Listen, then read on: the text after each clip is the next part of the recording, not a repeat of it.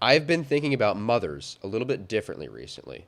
Not in some big crazy way, more like as I grow older, I'm starting to realize how much I probably didn't see. When you're young, your mom is just your mom. That sounds obvious, but it's true. Your mom is the person asking the questions, checking in, reminding you of things, worrying about the stuff you didn't think matters, and trying to help even when you didn't ask for it. And when you're younger, it's easy to take that the wrong way. You hear pressure when it's really care. You hear criticism when it might just actually be concern. You hear another question when it's really someone trying to stay close to you. That's something I don't think I understood enough because your mother can spend years and years being patient with every single version of you: the little kid version, the teenage version, the adulthood version, the busy version, the tired version, all the versions of you. Your mother experiences every single piece of you.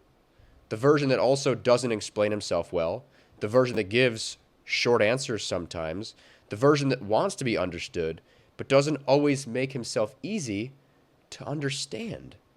And she still stays your mother through all of it. That part is easy to overlook because it's always been there. But I think there's a point where you have to grow up enough to see your mom as a person too. Not just as the role she plays in your life, not just mom, an actual human being. Someone who has her own seasons, her own changes, her own fears, her own body, her own experiences, her own life happening underneath everything else she does for everyone around her. And I think midlife is one of those seasons that people don't give enough respect to, especially for women, because things like menopause, aging, hormones changing, the body changing, your kids getting older, the house feeling different, the role of being a mother shifting, nobody can deny it. That is a lot for anybody, especially for a woman in that point of her life. And I'm not going to sit here and pretend that I fully understand it because I do not. I am here touching on this topic because I think it is extremely important. And I think we need to raise awareness about it because nobody's talking about it, especially young men my age. They're not giving this topic the attention it deserves. But I'm not going to sit here and pretend that I understand it. I don't. I haven't lived it. I can understand it enough to know it deserves patience. I can understand it enough to know it deserves tenderness. Because there has to be something difficult about still being needed by everybody while quietly changing in ways that they may not even notice.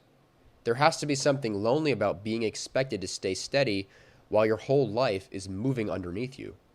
And I think a lot of mothers carry that silently, especially during this specific point in their lifetime. They keep showing up, they keep caring, they keep checking on everyone else, and they keep holding the emotional details of the family. And because moms have always done it, people forget that it cost them something. That's the part that I don't want to miss. I don't want to just appreciate my mom for what she does for me. I want to understand more of what life feels like for her, what she's carrying, what she needs, what she's adjusting to, and what she maybe doesn't say because she's so used to being the person that everyone else leans on. Because being a good son doesn't just mean loving your mom when she makes your life easy. It has to mean learning how to be patient with her during the seasons where she needs patience too. And that starts with not treating her emotions like an inconvenience, not assuming every hard moment is her just being hard to understand, not forgetting that she spent years making room for all of the versions of me that weren't hard to deal with or understand either. And that humbles me because I know I've needed grace from my mother, and I've needed a lot of it over the years, more than I probably realized at the time. And if she gave me grace while I was growing, changing, figuring things out, then I should totally be able to give her grace when she's going through changes of her own. That should not be a hard thing to understand, but I think it just takes getting older for you to realize. Now, I finally see it. Your mother is not frozen in the version of herself that raised you. She's still living. She's still becoming something. She's dealing with time. She's still learning herself. She's still carrying love, worry, responsibility and change all at once. And maybe instead of expecting her to always be perfectly understood, we should try our best to understand her.